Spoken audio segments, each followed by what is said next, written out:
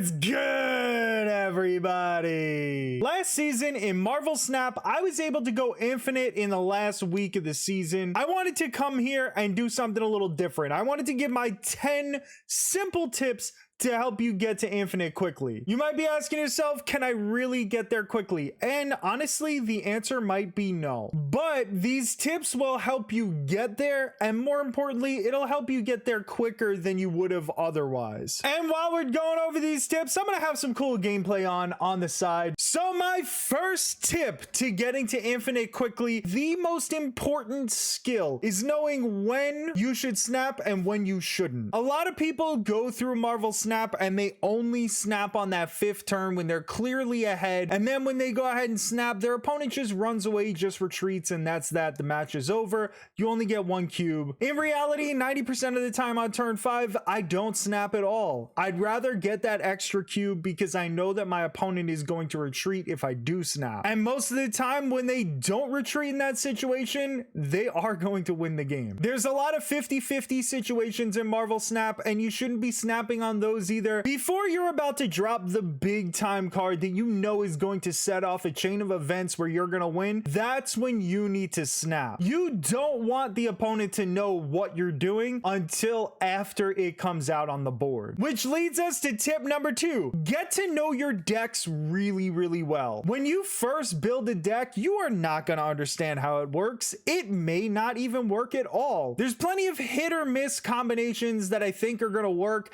and then they just don't, or they're not consistent enough. When you get to know your deck really well, you understand exactly what cards you need to get your combinations off. When you get your combo cards early, you want to snap immediately so that by the time those cards get dropped, it'll be too late for your opponent to retreat, or if they do end up retreating, you get some extra cubes. And who knows, at that point, I've had a lot of opponents that were just too stubborn to leave, and they think that they're gonna pull themselves out of that hole, and you know that they don't have a chance, and they end up sticking around and losing even more cubes. Now, the exception to the snapping on turn 5 rule is that maybe you go ahead and snap on turn 5 as a bluff. I am a poker player, and I really look at Marvel Snap from a poker player's perspective. If you understand exactly how your deck works, and then you understand what it looks like from your opponent's perspective, maybe you didn't end up drawing that card that you really need in this spot to win the game, but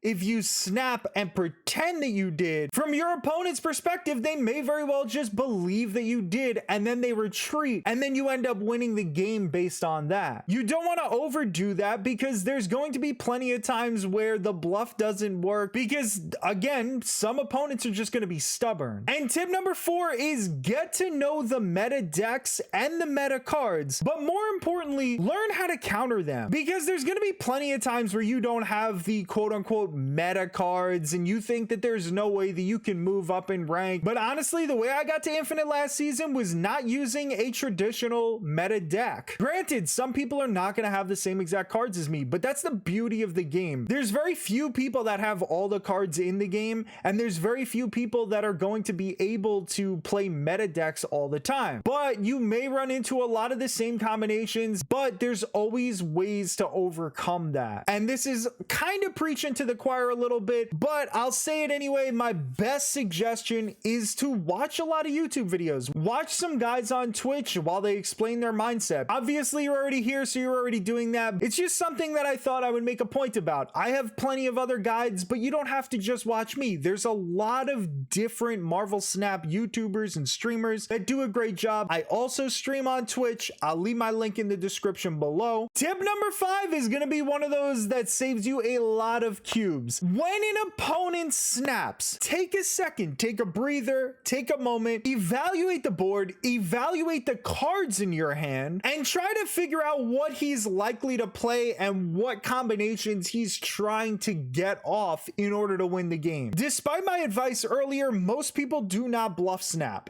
They only snap when they have the absolute goods, especially when it's early on. If you evaluate the board and you think there's a good chance that you could lose, just retreat. it's not a big deal. Understand that it's not a failure if you retreat. If you've ever played poker, you fold a hand because things don't work out, the board doesn't work out, the cards aren't right for your hand, you just fold it. That doesn't mean you lost the game. It just means that you folded a bad hand and you got out of a tough situation. There is nothing wrong with retreating in Marvel Snap. It is actually a key strategy to not losing extra cubes. Tip number 6 is another kind of poker rule for me. Don't start tilting when things seem to be going wrong. Don't get frustrated when you lose. It's gonna happen. Sometimes the locations don't work out for you. Sometimes you don't get the correct card draw that you needed in order to win the game. Sometimes your opponent just gets flat out lucky.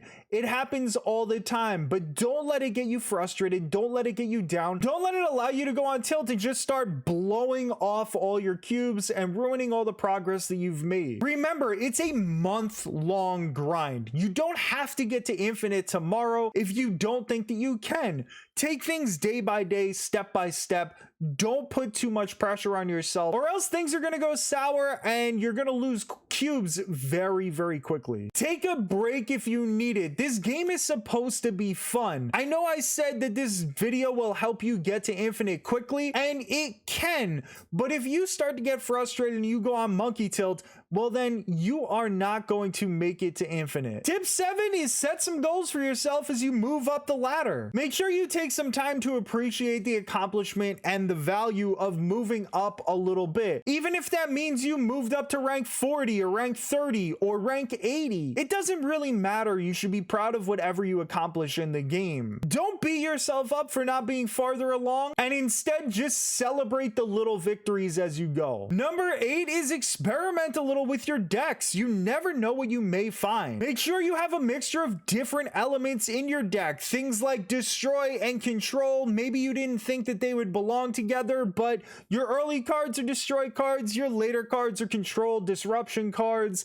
It could be a really fun combination. Mix a bunch of things that you don't think belong together and see how it goes. If you lose a couple cubes, you lose a couple cubes, but you may very well just discover a pair of cards that work amazingly well together that you hadn't seen on somebody's video, or maybe nobody has ever tried it before. There's so many different combos in Marvel Snap that it's possible that people have never tried this certain combination that you discovered, which kind of goes hand in hand with try not to judge your cards before you use them extensively. There are a lot of cards in Marvel Snap that look terrible on the surface, but they turn out to be actually very useful utility cards or things like that in certain decks with certain other cards. It's worth getting to know the cards before you decide that they're good or bad. Number 9 is readjust your decks if you see a small flaw in them. Maybe your energy curve is off. Maybe you can't figure out how to use one of the cards because you're using other ones ahead of it. Maybe there's something with the higher cost that'll work out for you better, or maybe there's something with a lower cost that'll work out for you better. There's 1,000 ways to adjust your deck, but a lot of times I'll catch people not wanting to take one card out because they really like the idea of it, or because it worked out really well in the past, but there's a better option that they may not have considered. I try to tweak my decks a little bit as I go, and I try to stop after a couple games and kind of evaluate the deck and think about whether or not there's certain cards that I should keep in there or whether I should just let them go. And number 10 is get to know the locations. Understand if something's a featured location